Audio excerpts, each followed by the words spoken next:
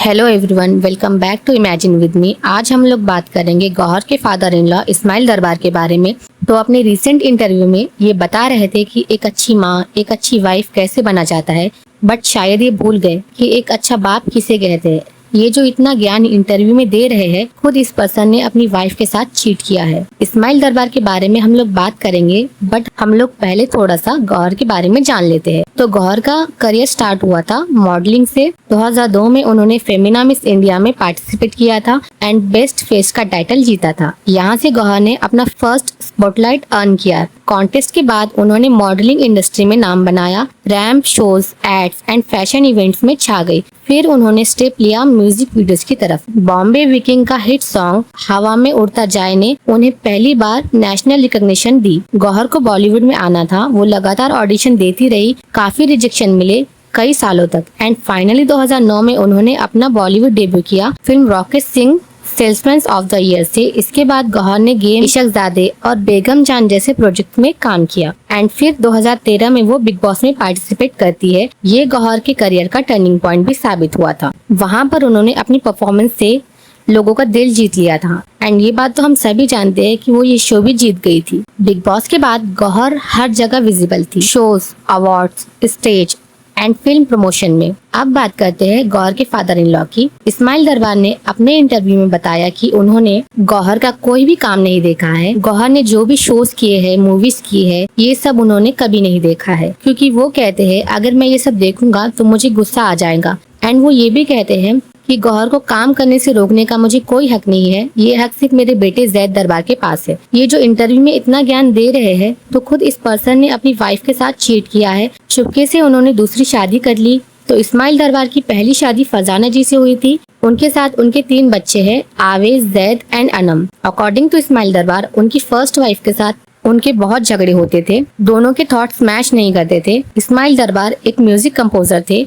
Music industry में वो एक प्रीति नाम की लड़की से मिलते हैं। प्रीति भी एक सिंगर थी। काम के सिलसिले में उनकी मुलाकात प्रीति से बार बार होती रहती थी। अब ये पूरी कहानी इस्माइल दरबार की तरफ से आई है। अब वो ही जानते हैं इस कहानी में कितनी सच्चाई है। उन्होंने आगे ये भी बताया कि उनकी वाइफ के साथ उनका झगड़ा चल रहा था, इसीलिए वो उनके वाइफ से अलग दूसरे घर में रह रहे थे। एक दिन वो प्रीति को कॉल करते हैं एंड कहते हैं मेरे साथ लॉन्ग ड्राइव पर चलूंगी एंड शी सेड यस। 1 घंटे की लॉन्ग ड्राइव पर ये लोग चले जाते हैं एंड ड्राइव के दौरान ही इस्माइल दरबार ने प्रीति को शादी के लिए पूछ लिया, क्या तुम मुझसे शादी करोगी? एंड प्रीति, जिसका रिश्ता कहीं और फिक्स हो चुका था, एंड शी सेड यस। तो इस तरह से फरजाना जी के साथ चीट किया गया था। चुपके से दूसरी शादी भी कर ली एंड शादी के बाद उसका नाम बदलकर आयशा रखा गया। एंड इस्माइल दरबार ने ये भी बताया है कि कैसे उनकी सेकेंड वाइफ एक अच्छी माँ, एक अच्छी वाइफ है, क्योंकि शादी के बाद उनकी वाइफ ने अपने करियर को अपनी फैमिली के लिए छोड़ दिया था, जबकि उस टाइम पर उनकी वाइफ के पास बहुत अपॉर्चुनिटीज आ रही थी एंड शायद यही चीज वो उनकी डॉटर इन लॉ से भी एक्सपेक्ट कर रहे हैं कि वो भी शादी के बाद अपने बच्चों के लिए अपने करियर को छोड़ दे।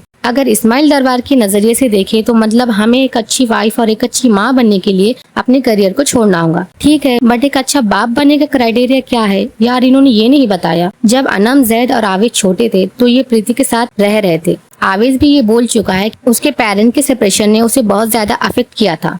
अगर कंटिन्यूअसली किसी रिश्ते में झगड़े चल रहे हैं तो डिवोर्स लेके सेपरेट होने में कोई प्रॉब्लम नहीं है, बट ऑलरेडी आप किसी रिश्ते में होते हुए बाहर अफेयर रखना ये बहुत गलत चीज है। अपनी फैमिली को छोड़ देना, अपने बच्चों पर ध्यान न देना, इन सारी चीजों से बच्चों पर बहुत बुरा असर पड़ता है।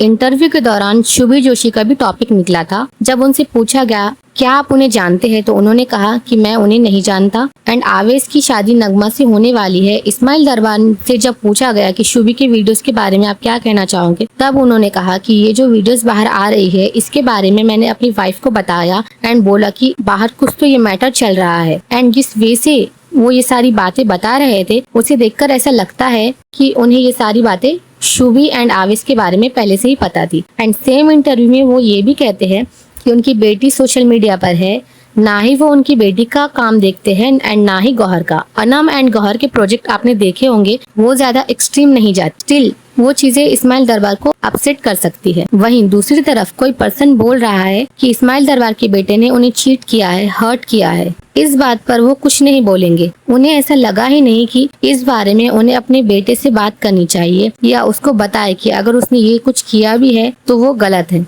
बट नहीं, उन्हें ऐसा लगता है उनके बेटे ने जो भी किया है वो सही है। बट वहीं ऐसा कोई काम जो उन्हें अनम एंड गौहर का देख लिया जो वो अलाउ नहीं करते, तो उस चीज पर वो उनसे बात करेंगे। तो पॉइंट इज कि सेम स्टैंडर्ड को आप आवेश पर अप्लाई क्यों नहीं करते। अपने बच्चों को लेकर इस्माइल दरबार ने कहा है कि इतना सब हो गया, मेरी first 5-6 separation, second marriage, but मेरे बच्चों ने कभी भी मुझसे कोई सवाल नहीं किया एंड ना ही मेरी सेकंड वाइफ आयशा से कभी कोई बदतमीजी की। तो आवेश ने आज के वक्त में ओपनली ये बोला है, उसके पेरेंट्स के सेपरेशन को देखकर उसको डर लग गया था कि कहीं कोई मेरे साथ भी ऐसा धोखा ना हो जाए। उसके पेरेंट्स के झगड़े ने उसे काफी अफेक्ट किया था। ये सारी चीजें आवेश ने अंदर से फील की है, बट कभी भी उसने एक्सप्रेस नहीं किया एंड कभी उसने अपने फादर से क्वेश्चन नहीं किया। इस चीज को इस्माइल दरबार इज्जत का नाम दे रहे हैं, वो भी अपने बच्चों का बचपन खराब करने के बाद। इस्माइल दरबार इतनी बड़ी बड़ी बातें करते हैं, बट कुछ टाइम पहले एक केस हुआ था उनके अगेंस्ट।